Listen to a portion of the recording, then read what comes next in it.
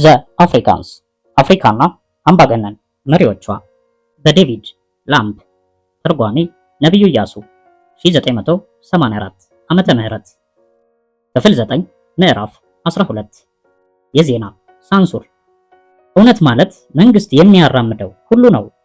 አንድ ነገር ለሀገር ተስማሚ ካልሆነ እንግዲያው እውነት አይደለምና ውሸት ማተም የለብህም። የሶማሊያ ባለስልጣን ስለ አፍሪካ ዜና ማሰራጫ የሰጠው አስተያየት።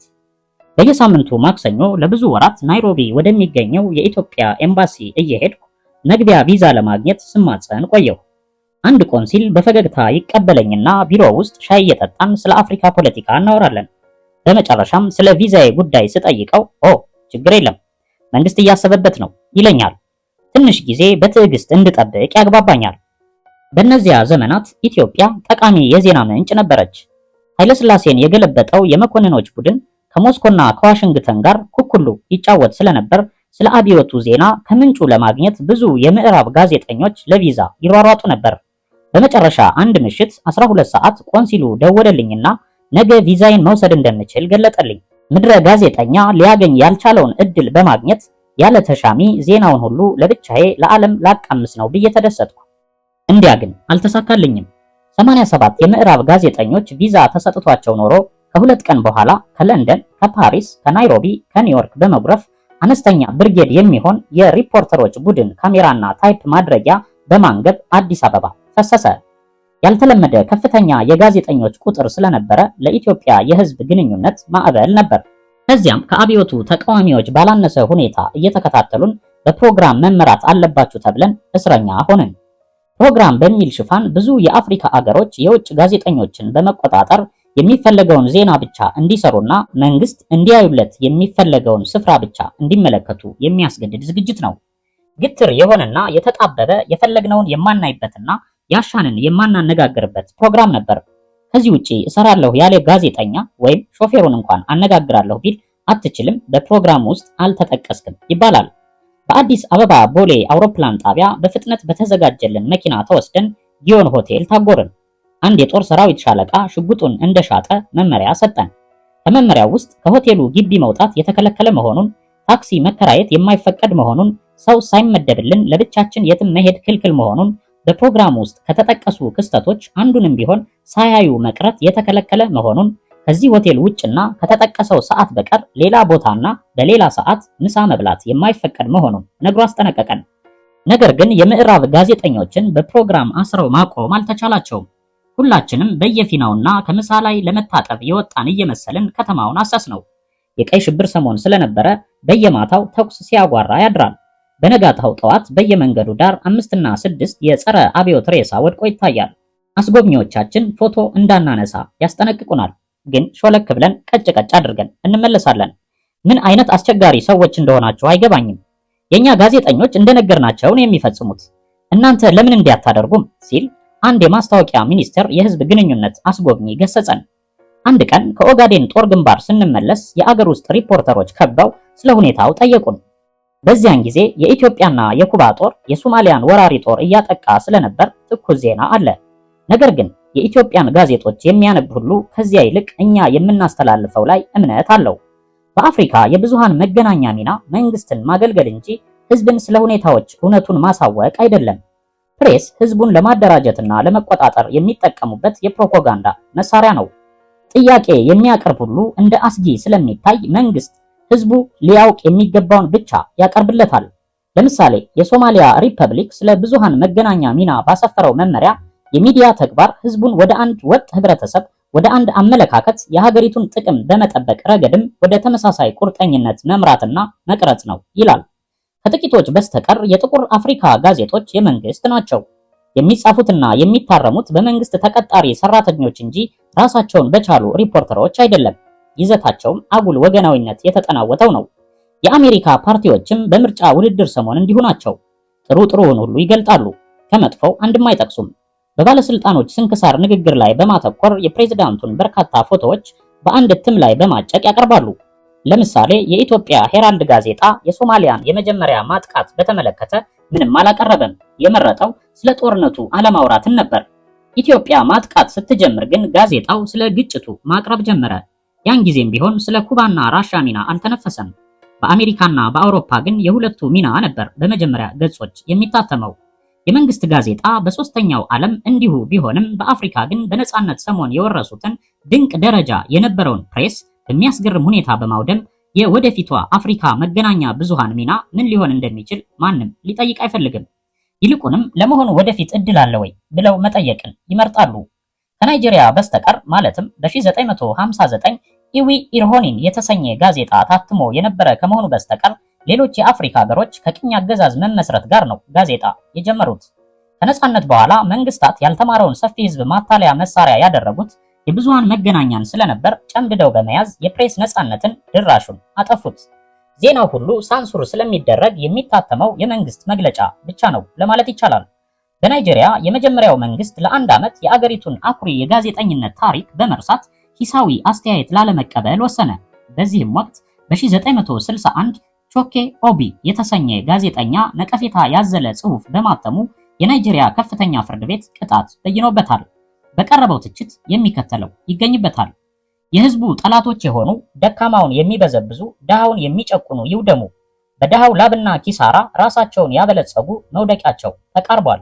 ተራው የናይጄሪያ ህዝብ ከአሁን ወዲያ ለመመረጥ ሲሉ የሚጥም ንግግር እያሰሙ ስልጣን ከተከፋፈሉ በኋላ ግን እንደ ቆሻሻ በመቁጠር የሚበዘብዙትን በየዋህነት ዝም ብሎ አይመለከታቸውም።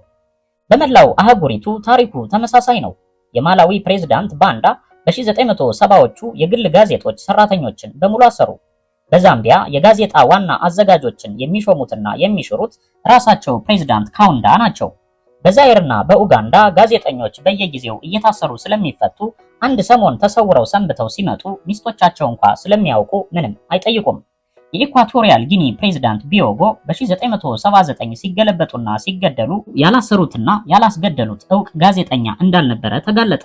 ደቡብ አፍሪካ ከብዙዎቹ በፕሬስ ነጻነት ሻል ትላለች ማለት ይቻላል። የአገሪቱ 43 ዕለታዊና ሳምንታዊ ጋዜጦች ምርመራዊ ወይም ኢንቨስቲጌቲቭ ሪፖርት በማቅረብ የተደበቁ ሻጥሮችን የሚያጋልጡበት ሁኔታ አለ። እንዲያም ሆኖ ግን ጋዜጠኞች የት ድረስ ማጋለጥ እንደሚችሉ ገደባቸውን ያውቃሉ። ደቡብ አፍሪካ የኢንፎርሜሽን ስርጭትን የሚገድብ 50 ህጎች ሲኖሯት የህዝቡን የማወቅ መብት የሚገድቡ ሌሎች 50 ደንቦች አውጥታለች። ለምሳሌ አንድ ሪፖርተር ጥቁር አፍሪካዊ ታጋይ ብሔረተኛ ቢታሰርና ዜናውን ማውራት ቢፈልግ የሰውየውን የትውልድ ቀንና አድራሻ እንዲጠቅስ የሚያዝ ደንብ አለ። ይህም ብዙ አፍሪካውያን የትውልድ ቀናቸውን ስለማያውቁ ዜና ለመከልከል የወጣ ደንብ ነው። ባለስልጣኖቹ ግን ያሰሩትን ሰው ትውልድና አድራሻ አይገልጡም፣ ግዴታም የለባቸውም። በአፍሪካ የጋዜጦች ሚና ስለተዳከመ በህብረተሰቡ ውስጥ ተቀባይነታቸው በጣም ዝቅተኛ ነው። የሚሰራጩበት ቅጅም አነስተኛ ነው።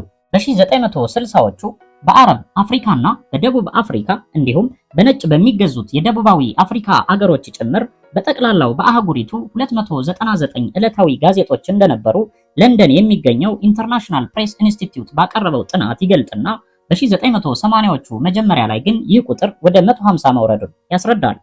ይህ ቅነሳ በአመዛኙ የታየው በጥቁር አፍሪካ ሲሆን 9 ሀገሮች ጭራሽ ጋዜጣ የላቸውም። የጋዜጦች ቅጂ ቁጥርም በአፍሪካ በዚያው ዘመን ከ3 ሚሊዮን ወደ 2 ሚሊዮን አዘቀዘቀ።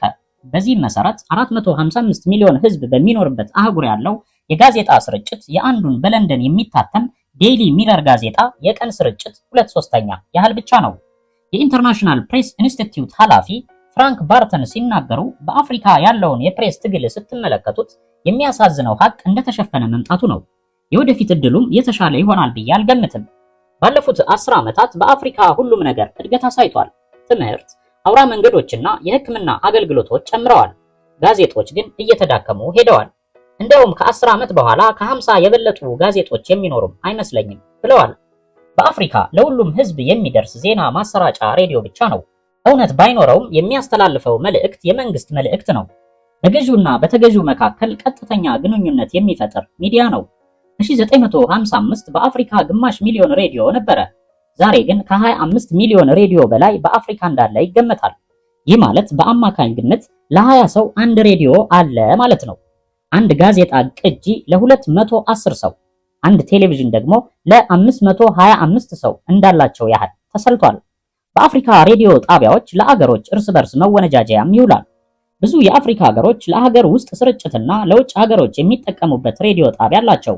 የውስጡ የራሳቸውን ህዝብ እንደሚፈልጉት ለመቅረጽ ሲሆን የውጭው ደግሞ ከአገር ውጭ ያሉ ተቃዋሚዎችን ለመድረስና ሌሎች መንግስታትን ስለራሳቸው ለማሳወቅ ነው።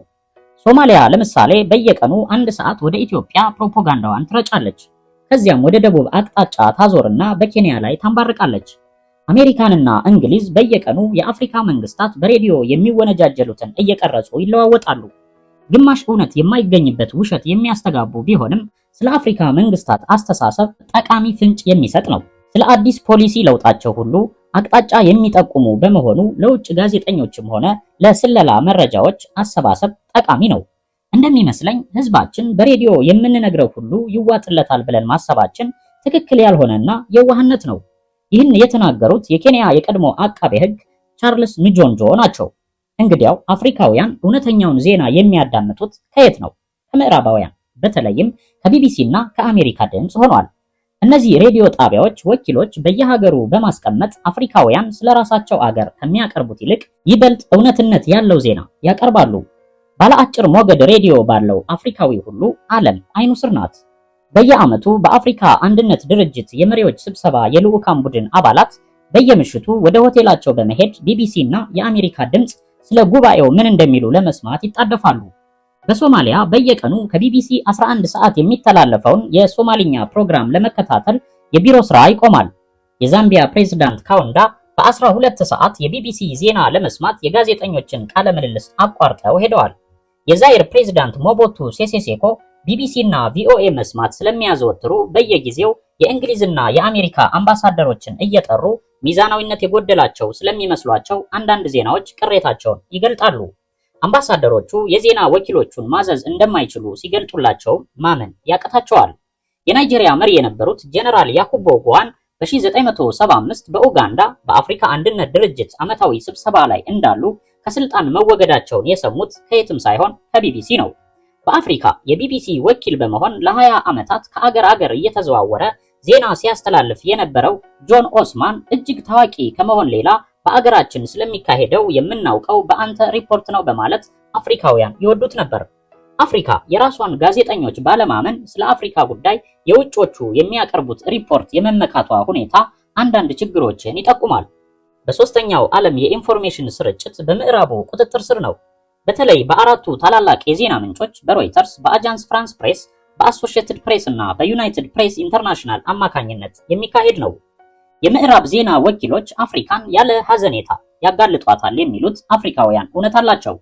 ምዕራቡ የሚጎርረው እንግዳ የሆነ ጆሮ የሚስቡ ስሜታዊ ወሬዎችን እንጂ የአገር ግንባታ ችግሮችን ትንተና አይደለም። አፍራሽ ክስተቶችን ብቻ ማስተጋባት ይመርጣሉ። በሌላ በኩል ስንመለከተው ደግሞ አፍሪካ ራሷ ስለ አሜሪካ የምታቀርበው ዜና የበለጠ ስሜታዊ ነው። ለምሳሌ በአሜሪካ ግዛት በኔብራስካ አንድ ገበሬ ተበሳጭቶ ቤተሰቦችን ገደለ የሚለው ዜና ከፍተኛ ቦታ ሲሰጠው፣ በወቅቱ አሜሪካ አናሳ ብሔረሰቦችን ለማበልጸግ የምታደርገው ጥረት ቸል ተብሏል። የአፍሪካ ችግር አገሯ ውስጥ የሚሰራጩትን የምትቆጣጠረውን ያህል ወደ ውጭ የሚላኩ ዜናዎችን ሳንሱር ማድረግ አለመቻሏ ነው። ለምሳሌ በ1977 ኢትዮጵያ የዋሽንግተን ፖስት ጋዜጠኛ የነበረውን ዴቪድ ኦታዊ በማባረር ስለ አብዮቱ ሚዛናዊ ትንተና ሲያደርግላት የቆየውን ሪፖርተር አጣች። ከሳምንታት በኋላ ደግሞ የአሜሪካ ጋዜጦች አብዮቱን ባለመውደድ የዜና ወኪል ለመመደብ ፈቃደኛ አልሆኑም ስትል አማረረች። ናይጄሪያን በአንድ ወቅት ሁሉም የአሜሪካ ሪፖርተሮች አገሯን እንዳይረግጡ አዘዘችና ከ6 ወራት በኋላ ለአሜሪካ የውጭ ጉዳይ መስሪያ ቤት በላከችው የቅሬታ ደብዳቤ በአሜሪካ ጋዜጦች ስለ ናይጄሪያ አልተገለጠም በማለት ከሰዋል። በሶስተኛ ደረጃ የአሜሪካ ሪፖርተሮች የሚጽፉት ስለ አፍሪካ አስከፊ ገጽታ ብቻ ነው የሚባለው ስህተት ነው። በአንድ ጥናት ውስጥ የተቀመረውን እንደተመለከትኩት አግባብ ባለው ቁጥር ዋና ጉዳዮችን ደጋግሞ የዳሰሰ ነው።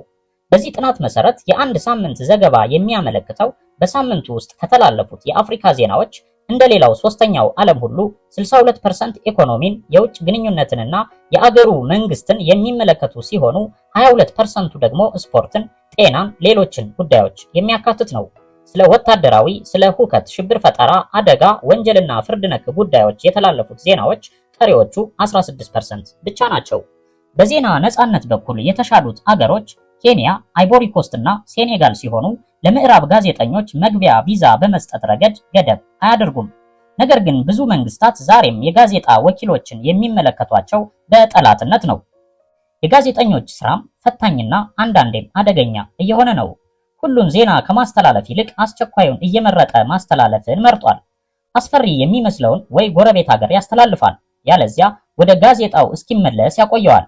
ይህም ጥንቃቄ ባለማድረግ ያመኑበትን በዚያው ያስተላለፉ ጋዜጠኞች በማዕከላዊ አፍሪካ ሪፐብሊክ በቦካሳ ዘመን በናይጄሪያ በላይኛው ቮልታ ከፍተኛ አደጋ የደረሰባቸው አሉ። እንደ ሌሎቹ የአፍሪካ አገሮች ሁሉ ናይጄሪያ በበኩሏ ሚዛናዊ ሪፖርት ካስተላለፋችሁ ቅሬታ የለኝም ስትል ለምዕራብ ጋዜጠኞች ተናግራለች። ከዚሁ ጋር አንዳንድ ማጋለጦች ቢተላለፉም ትክክል እስከሆኑ ድረስ አልቃወምም ባይናት። በተግባር ግን እውነቱ ከዚህ የተለየ ነው። የአፍሪካ መሪዎች የሚፈልጉት ጋዜጠኝነት ጉራ የሚነፋ ድክመቶችን ቸል ብሎ የተከፈቱ የህዝብ መገልገያዎችን በማድነቅ ለመንግስት ጥብቅና የሚቆም ጋዜጠኝነት ነው። ደግ ደጉን ብቻ በማቅረብ የሚጠቀሙት እነማን ናቸው? ስለ መልካሙ ነገር ብቻ መጻፍ መጥፎ ጉዳይ በኖ እንዲጠፋ አያደርገውም። የአፍሪካ አገሮች ከኮሚኒስት ካምፕ ጋር በመወገን አዲስ የኢንፎርሜሽን ስርዓት እንዲፈጠር የተሟገቱትም ለምን እንደሆነ ስለሚታወቅ አያስገርምም። የዚህም ውሳኔ ዓላማ የዜናን ነፃ ስርጭት ለማገድ ነው። ምክንያታቸውም ጋዜጠኝነት እጅግ ከፍተኛ ጉዳይ ስለሆነ ለጋዜጠኞች ብቻ የሚተው አይደለም የሚል ነው። ከቀረበው የውሳኔ ሐሳብ አንዱ ለምሳሌ መንግስት ለጋዜጠኞች የሥራ ፈቃድ እንደሚሰጥና የዜና ድርጅቶች አንድ ሀገር በተሳሳተ መልኩ ዜና ቀርቦብኛል ካለ ማስተባበያ እንዲያወጡ የሚያስገድድ ይሆናል። አንዱን አንቀጽ ብንጠቅስ በራሳቸው ፍርድ ሰጭነት በአገራቸው የሚሰራው የብዙሃን መገናኛ በተገቢው መንገድ መስራቱን ማረጋገጥ የመንግስት ተግባር ነው። ይህ ማለት ፕሬስን በሙሉ የመንግስት ማድረግና የተባበሩት መንግስታትን የሳንሱር እገዳ ኃላፊ እንደማድረግ ነው። አፍሪካ አሁን ባለው ህግም ቢሆን ካስፈለጋት ዜናን መቆጣጠር ትችላለች። የውጭ ጋዜጠኞች እንዳይገቡ ቪዛ መከልከል ብቻ ይበቃታል። ያን ጊዜ ወደ ውጪ ሳይፈለግ የሚወጣ ዜና አይኖርም። ሌላው አፍሪካ ያልገባት ነገር መንግስት የሚቆጣጠረው ዜና በሶስተኛው ዓለምም ሆነ በአውሮፓና አሜሪካ የማይታመን መሆኑ ነው። አፍሪካ ጋዜጠኞቿ የሚጽፉት ዜና እንዲታመን ከፈለገች የሳንሱር መሰናክሎችን አውልቃላቸው ጋዜጠኞች እንዲሆኑ መፍቀድ ብቻ ነው ያለባት። ናይጄሪያና ኬንያ በአንጻራዊ ከሌሎች የአፍሪካ አገሮች የተሻለ የፕሬስ ነፃነት የሚታይባቸው አገሮች ናቸው። አያሌ ሂስ የያዙ ጽሑፎች በጋዜጦች ይቀርባሉ። በናይጄሪያ 14 ዕለታዊና 24 ሳምንታዊ ጋዜጦች ሲኖሩ ዴይሊ ታይምስ የተሰኘው ጋዜጣም በ300,000 ቅጂ በመሰራጨት ከአፍሪካ ከፍተኛነቱን ይዟል። ጋዜጠኞቿም ለመሪዎቹ ባለማጎብደድ በወታደሮች የመታሰርና ፀጉር የመላጨት መስዋዕትነት በመክፈል የአፍሪካን የመጨረሻውን የፕሬስ ነፃነት ከመዳፈን አድነውታል። የኬንያ ጋዜጦችም በርዕሰ አንቀጾች ጠንካራና የበሰሉ ሂሳዊ አስተያየት በመሰንዘር ገንቢ ሂስ ያቀርባሉ። ከዚህም በቀር ስለ ወሲብ፣ ስለ ወንጀል፣ ስለ ቅሌት አወዛጋቢ እውነቶችን በማቅረብ ተወዳጅ ሆነዋል። ዴይሊ ኔሽን የተሰኘው ዕለታዊ ጋዜጣ በ80,000 ቅጂ የሚቀርብ ሲሆን ንብረትነቱ የልዑል ላሪም አጋ ካሃን አምስተኛ ነው። ስታንዳርድ የተሰኘው ሌላው ጋዜጣ ደግሞ ባለቤቱ የእንግሊዝ ድንበር ዘለል ኩባንያ የሎርኖህ ነው። ብሔራዊ ፕሬስ በግል ባለቤትነት የሚካሄድባት ብቸኛዋ አፍሪካዊት ሀገር ኬንያ ናት። እንዲያውም እነዚህ ትልልቅ ዕለታዊ ጋዜጦች እዚያ የማይኖሩ ግለሰቦች ንብረት መሆናቸው በዓለምን ልዩ ያደርጋቸዋል። እንዲያም ሲባል የኬንያ ጋዜጠኞች ምንም ገደብ የለባቸውም ማለት አይደለም። የት ድረስ መተቸት እንደሚችሉ ያውቃሉ። በፕሬዝዳንቱ ገሸሽ እንደተደረገና ቢነቀፍም ችግር እንደማያስከትል ያውቃሉ። የቱ የአፍሪካ አገር ቢነቀፍ ወቀሳ እንደሚያስተላልፍባቸው ያውቁታል። ብሔራዊ ፖሊሲን በመተቸት ጥያቄ ውስጥ ካስገቡ ወይም መንግስት እንደማይሰራ ከወቀሱ አሊያም ፕሬዝዳንቱና ቤተሰቦችን ከነቀፉ በቀጥታ በፕሬዝዳንቱ የሚታዘዘው የፖሊስ ኃይል መጥቶ ጆሮአቸውን ይዞ ከቤት እንደሚወስዳቸው ጠንቅቀው ያውቃሉ። አንድ ኬንያዊ ጋዜጠኛ እንደገለጠልኝ ስለ ፕሬስ ነፃነት ስንናገር ስለ ስፖርት ለመጻፍ ወይም የፍርድ ውሳኔውን ለማቅረብ ከሆነ በእርግጥ ነፃነት አለን። ነገር ግን መንግስትን የሚያሳፍር ባለስልጣንን የሚነቅፍ ጉዳይ ግን መጻፍ አንችልም። ሁሉም ነገር አንጻራዊ ነውና ማለት ያለብህንና የሌለብህን ታውቋለህ። ጥርጣሬ ከገባህም ትተወዋለህ በማለት አስረዳኝ። ራስን ሳንሱር ማድረግ ከሁሉም የከፋና ጋዜጠኝነትን የሚገድል አሰራር ነው። ምዕራፍ 13 አቅም ያለው ይኖራል። የአፍሪካ ህዝብ ስለ ካንሰር በሽታ ስጋት የሚያሳድርበት ረጅም ዕድሜ ድረስ አይኖርም። ስለዚህም በምዕራብ የምንኖረው የሚያሳስቡን የእርጅና በሽታዎች እነርሱን አያሳስባቸውም። በአፍሪካ ትልቁ ዘዴ እንደምንም ብሎ 5 ዓመት እስኪሞላ መኖር መቻል ነው። ዶክተር ዴቪድ ፍሬንች ከዓለም ጤና ድርጅት። ዶክተር ሚካኤል ውድ አብራሪው መቀመጫ ላይ ጉባሉ። አውሮፕላናቸው አነስተኛዋ ባለሁለት ሞተር ሴስና የምትባለው ናት። የአውሮፕላኗን መሳሪያዎች ተመለከቱና ወደ መንደርደሪያው አመሩ። ከናይሮቢ ዊልሰን አውሮፕላን ማረፊያ ሴስና 182 የተባለች አውሮፕላናቸውን አበረሩና በቀስታ ወደ ላይኛው ቀዝቃዛ የማለዳ አየር ይዘዋት መጠቁ። ከዚያም ወደ ደቡብ በማዞር አልፎ አልፎ ዛፍ በሚታይበት ቆላ ቀመሱ የግጦሽ መሬት ላይ ማብረር ቀጠሉ። ከኒውዮርክ የመጡት ዶክተር ቶም ሬስ ካካኪ ቁምጣቸው ላይ የአካባቢውን አገሮች የሚያሳይ ካርታ ዘርግተው ከጎናቸው ተቀምጠዋል። እሳቸውም እንደ ዶክተር ውድ ታዋቂ የፕላስቲክ ቀዶ ሕክምና ሐኪም ናቸው። ቀደም ሲል በ1950 ውስኪ እየጠጡ ሲያወጉ አንድ ቅዱስ ሐሳብ መጥቶላቸዋል። በየጫካው የሚኖሩ አፍሪካውያንን የሚያገለግል በራሪ ሆስፒታል ለመፍጠር የሚያስችል በቂ ገንዘብ መሰብሰብ ይቻል ይሆን የሚል ሐሳብ ነበር። ዶክተር ውድ አውሮፕላኗን ወደ 9000 ጫማ ከፍ አድርገው አመጠቋት። የናይሮቢ ከተማ ትላልቅ ፎቅ ህንፃዎች ከአይን ራቁ። ወዲያውም ከፊታችን ያለው ሜዳ ውስጥ ያሉት ቀጭኔና የሜዳ አህዮች ነጥብ አክለው ታዩን። ከፊት ለፊት የኪሊማንጃሮ ተራራ የበረዶ ቆቡን አድርጎ ከአካባቢው ልቆ ብቻውን ተገትሯል።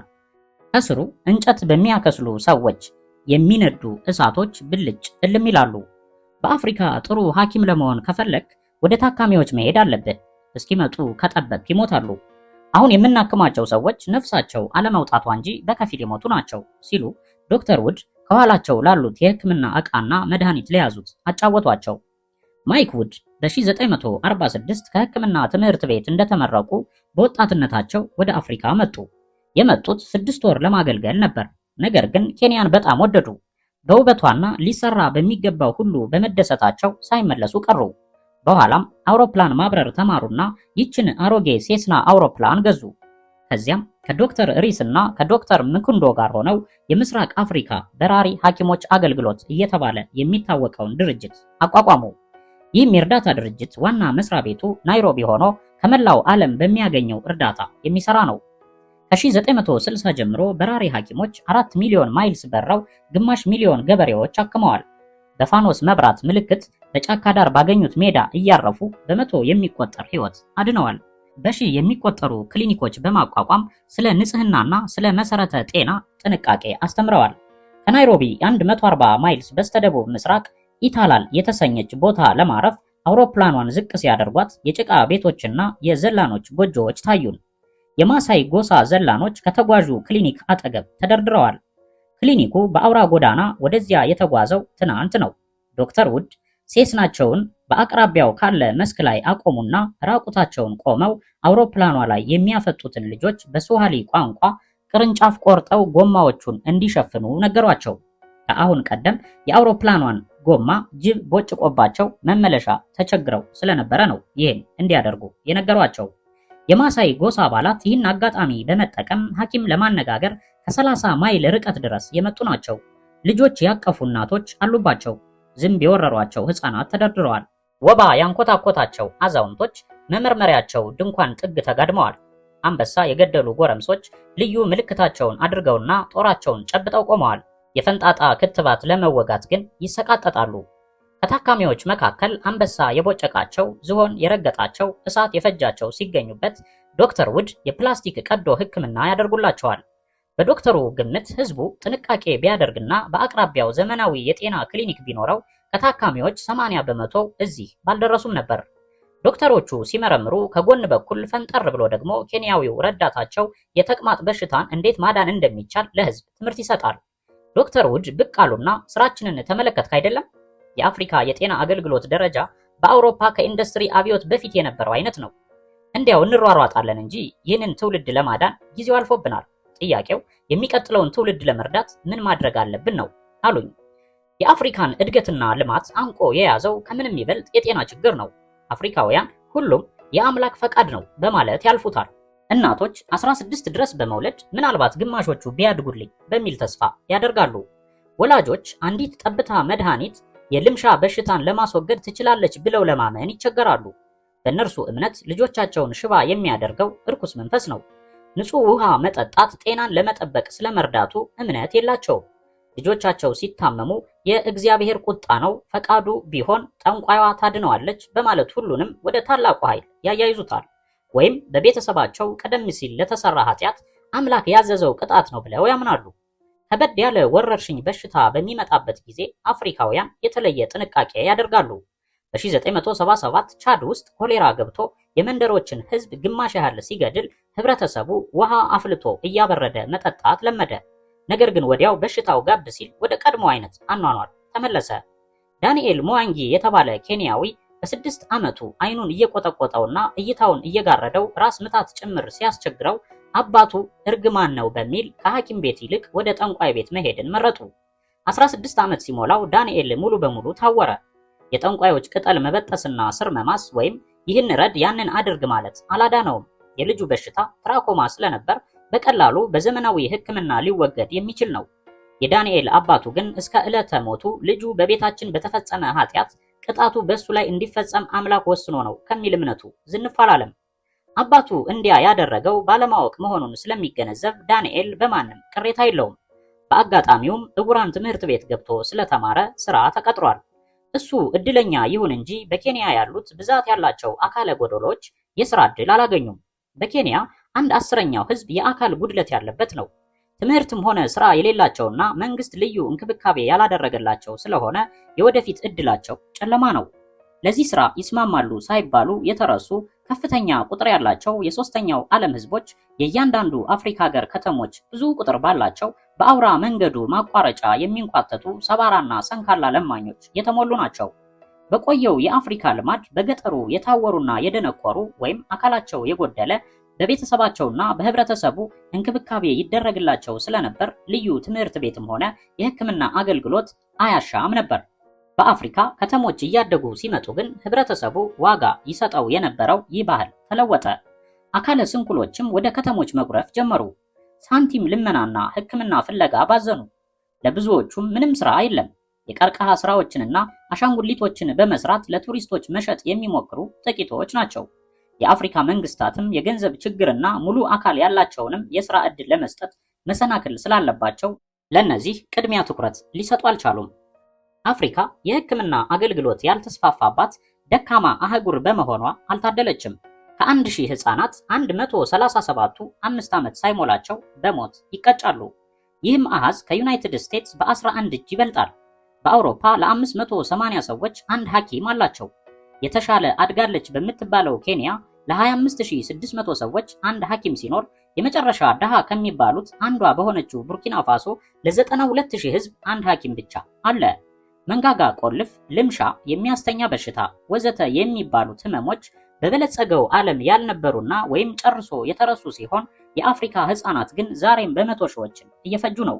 ተቅማጥ ነክ በሽታዎች ብቻ በአፍሪካና በደቡብ ምስራቅ እስያ በየዓመቱ 17 ሚሊዮን ህፃናትን ይገድላሉ። ይህም በየዓመቱ የታንዛኒያን ህዝብ ያህል ያልቃል ማለት ነው። ይህ ሁሉ መከራ ተደራርቦበት የአፍሪካ ህዝብ ግን ቻይ ነው። የሚማረር ወጣትም ሆነ ጎልማሳ የለም። ሴቷ ዛሬ ወልዳ በማግስቱ ለስራ ደፋ ቀና ትላለች። ከባድ ቀዶ ሕክምና የሚደረግላቸው ወንዶች በነጋታው ተነስተው ይሄዳሉ። ከኦፕራሲዮን በኋላ የሚያጋጥመው የአካል ማመርቀዝ ወይም ቂም መያዝ ወይም ኢንፌክሽን በአፍሪካ 4 በመቶ ብቻ ሲሆን በምዕራቡ ዓለም ሆስፒታሎች 15 በመቶ እንደሚደርስ እነዚህ በራሪ ሐኪሞች ይናገራሉ። ይህም የሚያሳየው አፍሪካውያን በተፈጥሮ ምርጫ ሂደት ጠንካራ የሆኑና ከህፃንነትም በሽታዎችን ተቋቁመው ያደጉ መሆናቸውን ነው። የአፍሪካውያን አመጋገብ የተሟላ ስላልሆነ በሽታዎችን ለመቋቋም የሚያበቃ አቅም ለማግኘት የሚያስችል አይደለም። ከአፍሪካ ህፃናት ከግማሽ በላይ የሚሆኑት የተመጣጠነ ምግብ እንደማያገኙ ኤክስፐርቶች ይናገራሉ። የናይሮቢ የእህል ሰብል ሳይንስ መምሪያ እንደገመተው የምስራቅ አፍሪካ የአመጋገብ ባህል ለህዝብ የሚያስገኘው ከአስፈላጊው መጠን ሙቀት ሰጪ ምግብ ወይም ካሎሪስ 44% ብቻና 18% ገንቢ ምግብ ወይም ፕሮቲን ብቻ እንደሆነ ያስረዳል። በከተማ የሚኖሩ ሀብታም ኬንያውያን እንደ አሜሪካውያን ስጋ፣ ድንችና አትክልት ያቀፈ ራት ሊመገቡ ቢችሉም አብዛኛው አፍሪካዊ ግን የሚመገበው በባህሉ መሰረትና መሬቷ ያፈራችውን ነው። በቪክቶሪያ ሐይቅ ዳርቻ የሚኖሩ ኬንያውያን በፀሐይ የደረቀ አሳ ሲመገቡ፣ አቅራቢያቸው ያሉ ሌሎች ጎሳዎች ደግሞ አሳ አይቀምሱም። በዚህም ምክንያት ፕሮቲን አያገኙም። ልጆቻቸው በተመጣጠነ ምግብ ማጣት በህፃንነታቸው በበሽታ ሲቀጩ ለምን እንደሆነ አይገባቸውም። ናይሮቢ አካባቢ በሚኖሩት የኩኩየና የካምባ ጎሳዎች ከዓመት እስከ ዓመት በየቀኑ የበቆሎ ገንፎ ይመገባሉ። ከብት አርቢ የሆኑት የማሳይ ጎሳ አባላት በወተት በቅጠላ ቅጠልና ከከብቶቻቸው ላይ በሚመጡት ደም ይኖራሉ። በኡጋንዳ አይጦች ምርጥ ምግብ ሲሆኑ በዛይር ደግሞ የዝንጀሮ ስጋ ብርቅዬ ነው። በ18ኛው ምዕተ ዓመት ወደ አፍሪካ ከመጡት አውሮፓውያን ብዙዎቹ በሞት ተቀጠፉ። አፍሪካውያን የተቋቋሟቸውን ብዙ በሽታዎች ሊቋቋሙ ተሳናቸው። ዛሬም ቢሆን በመሬት ወገብ አካባቢ የሚገኙ በሽታዎች ትሮፒካል ዲዚዝ በሰፊው በተጠኑበት ዘመን መድኃኒት ያልተገኘላቸው በርካታ በሽታዎች አሉ። የአረንጓዴ ዝንጀሮ በሽታ የሚባለው ለምሳሌ በከባድ ትኩሳት ከታችና ከላይ ደም አስተፍቶ በሳምንት ውስጥ የሚገድል በሽታ ሲሆን መድኃኒት አልተገኘለትም። ሌላው የቀንድ አውጣ ትኩሳት የተሰኘና ወደ ደም ውስጥ የሚዘልቁ ተዋህሰያንን ጉበትና ጣፊያን አሳብጦ አንጀትን በማድማት የሚገድል በሽታ ሲሆን መድኃኒት የለውም። ከዚህ ሌላ የሚያስተኛ በሽታ የሚያስከትሉ ጼጼ ዝንብ የተሰኙት እንስሳትና ሰውን የሚያሳምሙ ናቸው። የበሽታው ምልክቶች ትኩሳት፣ ድካም፣ ማንቀጥቀጥ የመሳሰሉት ሲሆኑ ካልታከሙ ሞትን ያስከትላሉ። በ1900 እስከ 1922 በኡጋንዳ 330,000 ሕዝብ የፈጀ ሲሆን እስካሁንም መከላከያ ክትባት ያልተገኘለት ከመሆኑም በቀር መድኃኒቱም ቢሆን ሌላውን የአካል ክፍል የሚመርዝ ነው። በአፍሪካ ሌላው አስቸጋሪ በሽታ በወንዝ ዳር ያሉትን የሚያጠቃ የአይን በሽታ ነው። በፍጥነት በሚወርድ ወንዝ አካባቢ በሚራቡ አነስተኛ በራሪ ቢምቢዎች ከአንዱ ወደ ሌላ የሚተላለፍና በከፊል ወይም በሙሉ የሚያሳውር አደገኛ በሽታ ነው። በምዕራብ አፍሪካ በቡርኪና ፋሶ በብዛት ችግር እየደረሰ ነው። በዚህም የተነሳ ነዋሪዎች ለሙን የወንዝ ዳር እየለቀቁ ወደ ተራቆተው መሬት በመሄድ አምርተው ለመብላት ተስኗቸው ይገኛሉ። ተፈጥሮን መግራት ተስኖት መሬቷ እየተቆጣጠረችውና የወደፊት እድሉን እየወሰነች ነው። የዓለም ጤና ጥበቃ በዓመት $10 ሚሊዮን እያወጣ ባካሄደው ጥረት ዛሬ በሽታው በብዙ ቀንሷል። ይህ አይነት የአይን በሽታ ወይም ሪቨር ብላይንድነስ በላቲን አሜሪካም የሚገኝ ሲሆን በምስራቅ አፍሪካ አካባቢ ለማጥፋት ቢቻልም በምዕራብና ማዕከላዊ አፍሪካ ግን እንደተንሰራፋ ነው። ይህ በሽታ ከምስራቅ አፍሪካ መጥፋቱ የሰው ልጅ በሽታዎችን በማስወገድ ጤንነት ሊያላብስ እንደሚችል ሌላው ማረጋገጫ ነው። በ1980 ፈንጣጣ ከዚህ ዓለም ምድር መወገዱ የሰው ልጅ በታሪኩ ለመጀመሪያ ጊዜ በሽታን ጨርሶ ማጥፋት እንደሚችል ያስመዘገበበት ዘመን ነው። ከ10 ዓመታት በፊት ይህ በሽታ ከሶስተኛው ዓለም በዓመት 2 ሚሊዮን ሕይወት ይቀጠፍ ነበር። በምዕራብ አፍሪካ ደግሞ ይኸው በሽታ 1/10 የሚሆኑትን ህፃናት ወይ ገድሏል አለዚያም የአእምሮ በሽተኛ አድርጓቸው ቀርቷል። የፈንጣጣ ማጥፊያ ፕሮግራም ከ1967 እስከ 1980 ድረስ $300,000 ወጪ ተደርጎበታል። ይህ የገንዘብ መጠን የላስ ቬጋስ ዱርዬዎች በየዓመቱ በቁማር ከሚያጠፉት ሩብ ያህል ብቻ ነው። የመጨረሻው የፈንጣጣ በሽታ የጠፋው በአፍሪካ ወይም በኢትዮጵያና ሶማሊያ ድንበር መሆኑም አያስደንቅም። የመጨረሻዎቹን የፈንጣጣ ህመምተኞች ፈልጎ ለማከምና ጨርሶ መጥፋቱን ለማረጋገጥ በሁለቱ ሀገሮች ድንበር አካባቢ በተደረገው የሐኪሞች ዘመቻ ፈንጣጣ የያዘውን ሰው የጠቆመ $1,000 እንደሚሰጥ ታውጆ ነበር። በዚሁ በሐኪሞች የአየር የመኪናና የእግር አሰሳ ሜርቃ በምትባል የሶማሊያ ከተማ የመጨረሻው ታማሚ አሊ ማውማሊን የተሰኘ የ23 ዓመት ወጣት ተገኘና ሕክምና ተደረገለት። ሌላ ሪፖርት የተደረገ የፈንጣጣ ህመምተኛ ባለመገኘቱ የዓለም ጤና ጥበቃ ድርጅት በ1980 በጄኔቫ ባደረገው ጠቅላላ ስብሰባ ፈንጣጣ መሞቱን አበሰረ። የፈንጣጣ መጥፋት በአፍሪካ የአካል በሽታዎችን ለማስወገድ ያለውን ተስፋ ሲያበስር፣ ለአእምሮ ህመምተኞች ግን እድሉ ጠባብ ነው። በብዙ የአፍሪካ አገሮች የአእምሮ ህመም አሁንም በአስፕሪንና በባህል መድኃኒት የሚታከም ነው። የስነ አእምሮ ህክምና በአፍሪካ የማይታወቅ ሙያ ነው። የአእምሮ መታወክ ወይም ጭንቀት ያለዚያም ከመጠን ያለፈ ደስታ ሲሰማቸው ከፋኝ ወይም ተደሰትኩ ከሚሉት ቃላት ሌላ የስነ አእምሮ ሁኔታ መግለጫ ሳይንሳዊ ቃላት የላቸውም። ለምሳሌ ኬንያ 7 የስነ አእምሮ ሐኪሞች ሲኖሯት በሌሎች አገሮች ከዚህ የሚያነሰ ነው። ከጥቂት ዓመታት በኋላ በ2000 ዓመተ ምህረት የስነ አእምሮ በሽታ በአፍሪካ ከፍተኛውን ደረጃ እንደሚይዝ በሊቃውንቱ ከወዲሁ ተገምቷል። ሆኖም ለዚህ ችግር እስካሁን ምንም ዝግጅት የለም። በአፍሪካ ማህበራዊ ችግሩ የአእምሮ መቀወስን የሚያስከትል እየሆነ መምጣቱ ራስን መግደል፣ ጠጭነት፣ ጭንቀትና ብስጭት የመሳሰሉት ኑሮ በከበደ ቁጥርና የገንዘብ ዋስትና በጠፋ ጊዜ ሁሉ እየጨመረ መሄዳቸው ይታያል። እንግሊዝ አገር የሰለጠኑት ኡጋንዳዊ የስነ አእምሮ ሐኪም ዶክተር ዮሴፍ ሞዋንጊ ስለ ችግሩ ሲያስረዱኝ 5 ሚስቶችና 20 ልጆች ያሉት አንድ አፍሪካዊ እስላም በያዛት ትንሽ መሬት ላይ በኋላ ቀር መሳሪያ አርሶ ለማብላት በሚያደርገው መፍጨርጨር ጭንቀት የለበትም ይመስልሃል አሉኝ። መላው የአፍሪካ ህብረተሰብ በሽግግር ወቅት በሚሆንበት ዘመንስ ማህበራዊ አወቃቀሮች ሲቀየሩ፣ የገጠሩ ህዝብ ወደ ከተሞች መፍለስ ሲጀምር፣ የቆዩ ወግና ልማዶች በምዕራቡ ባህል ሲለወጡ፣ ወጣቶች ኑሮን ለማሳካት ገጥሟቸው የማያውቁት አይነት ፉክክር ውስጥ ሲገቡስ? ይህን ሁሉ ስናጤን አፍሪካውያን ዛሬ ከሰለጠነው ዓለም ህዝብ በበለጠ የኑሮ ጫና አለባቸው። ዶክተር ዮሴፍ ሙዋንጊ በሚሰሩበት የስነ አእምሮ ክሊኒክ የተሰበሰቡ ህመምተኞች በሽታቸው የአእምሮ መሆኑን አይረዱም። ሙዋንጊ ሲጠይቋቸው ኮሌራ ሳይዘኝ አልቀረም የሚል መልስ ይሰጣሉ። ከታካሚዎች አንዱ ፊሊፕ ኒጌዎ ከሐኪሙ ፊት ፈዞ ቁጭ አለ። እድሜው 49 ሲሆን የህክምና ላብራቶሪ ቴክኒሻን በመሆን በወር $100 ያገኛል። ከዚህ ገቢ ግማሹን ለ13ቱ ልጆቹ ትምህርት ይከፍላል። የቡና ሰብሉን ከባድ ዝናብ አበላሽቶበታል። የክንድ ቁርጥማትና ድካም ሲሰማው ከርሞ አንዷ ሚስቱ ከሞተች በኋላ ደግሞ ብሶበታል። ቀደም ሲል በተደረገለት ምርመራ ግን ምንም የተውሳክ ምልክት አልተገኘም። እንደ ቀድሞው የልማት ስራውን ለማከናወን ጉልበት እንደማያገኝ ፍርሃት አድሮበታል። እስቲ ንገረኝ ፊሊፕ፣ ሌሊት እንቅልፍ በደንብ ይወስድሃል? አሉት ዶክተሩ። እንደውም ጭራሽ አልተኛም። ዶሮ ሳይጮህ ነው የምነሳው። ሁልጊዜ ይደክመኛል፣ ግን እንቅልፍ አይወስደኝም አለ። ችግሩ ምን ይመስልሃል? ሲሉ ጠየቁት። ኮሌራ ይመስለኛል። በኮሌራ ተረግሜ ነው ሲል መለሰ። አሃ እሺ፣ የሚያስፈሩ ነገሮችስ? አእምሮህ እንዴት አካልህን እንደሚቆጣጠር ህመም እንደሚፈጥር ላስረዳህ። በልጅነቴ ኡጋንዳ ውስጥ ፍየሎች ስጠብቅ አንዳንድ ጊዜ በቆንጥር ውስጥ ስሮጥ እግሬ ይቆስላል። ያን ጊዜ ሐሳቤ ሁሉ በጎችን መጠበቅ ላይ ስለሆነ አይሰማኝም። ሲመሽ ቤት ገብቼ እናቴ ደሙን አይታ ስትጠይቀኝ ህመሙ መሰማት ይጀምረኛል። ሙዋንጊ ለፊሊፕ ህመም ማስታገሻ መድኃኒት እየጻፈለት ህመሙ የእውነት ነው፣ ግን በሽታ ከአእምሮ የሚመነጭ እንጂ ከአካልህ አይደለም አሉት። ይሆናል፣ ግን ለኮሌራው የሚረዳኝ ኪኒን የለዎትም በማለት ጠየቀ። ፊሊፕ በሩን ከፍቶ ሲወጣ ቴሬሳ የምትባል ድንክ ልጅ ከእናቷ ጋር ገባች።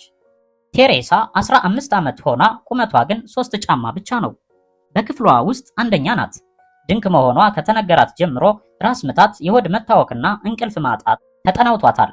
የትምህርት ቤቷ ዳይሬክተር ትንሽ ስለሆነች ወደሚቀጥለው ክፍል እንዳትዛወር ከልክሏታል። አንድ ኬንያዊ ሐኪም ደግሞ ልትታከም ሄዳ አግኝቷት የሕክምና ተማሪዎችን ስለ ድንክ ለማሳየት ሲል አንድ ክፍል አስገብቶ ማስተማሪያ አድርጓት ነበር።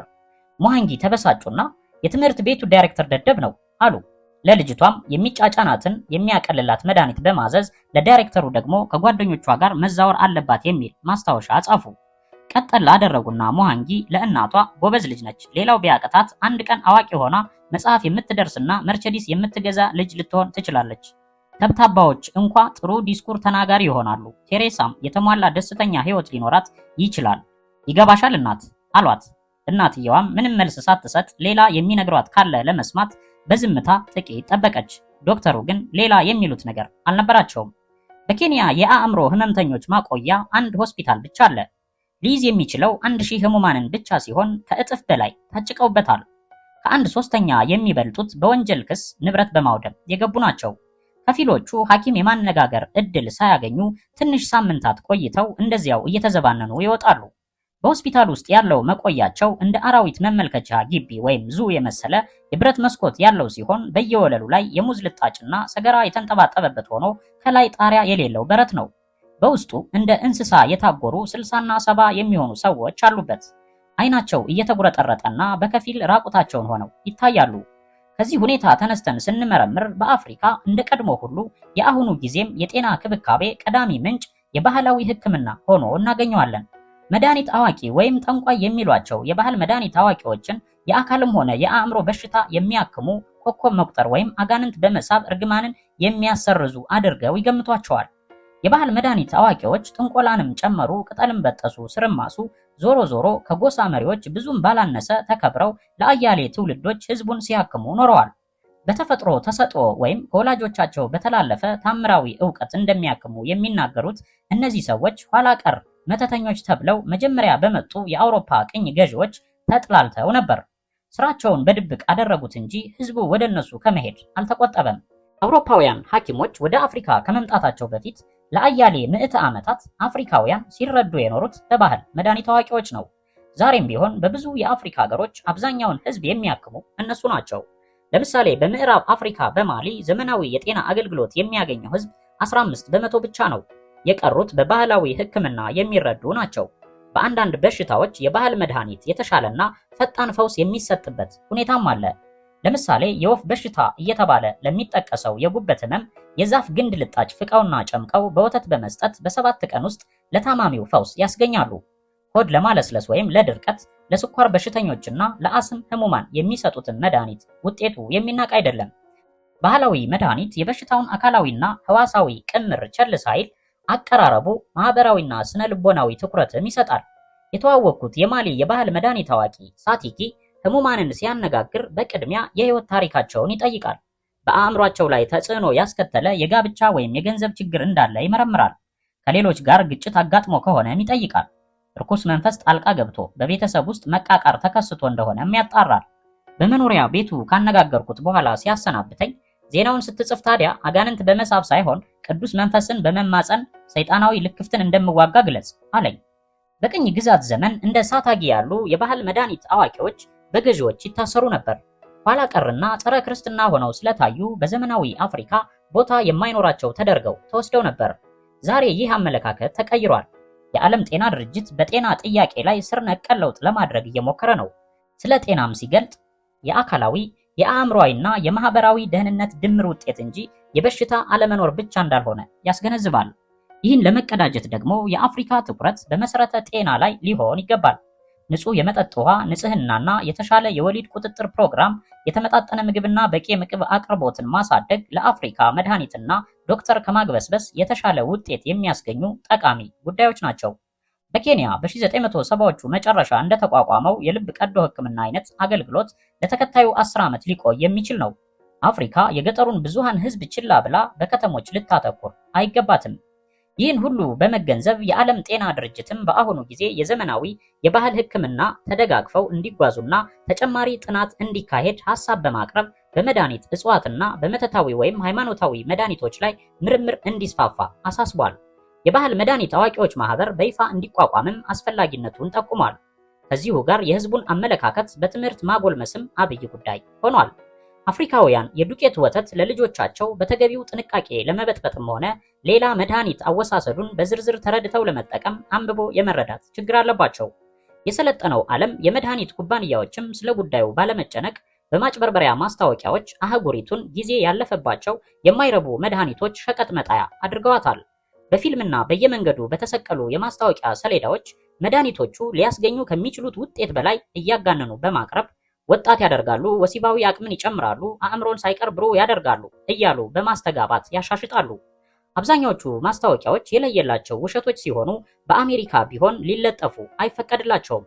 በአፍሪካ ግን የሸማቹን መብት የሚያስጠብቅ ሕግና የውሸት ማስታወቂያዎችን ማገጃ ደንቦች ስለሌሉ በዚህ ቀዳዳ በመሽለክ የመድኃኒት ኩባንያዎች ህዝቡን የኪኒን ጎተራ ያደርጉታል። በአፈ ጮሌ አሻሻጮች መንታ ምላስ እየቀባጠሩ በአውሮፓና በአሜሪካ የተከለከሉ አንዳንድ መድኃኒቶችን ሳይቀር ለአፍሪካ ይቸበችባሉ። ለምሳሌ አሚኖ ፒሪንና ኢፕሮን የተሰኙ የህመም ማስታገሻዎች ሌላ ህመም ስለሚያስከትሉ በአሜሪካና በእንግሊዝ ገበያዎች ከተከለከሉ ቆይተዋል። የበለጸጉ አገሮች ለአፍሪካውያን ጤና መጠበቅ በሚሊዮን የሚቆጠር ገንዘብ ቢረዱም ችግሩ ብዙም አልተቃለለም።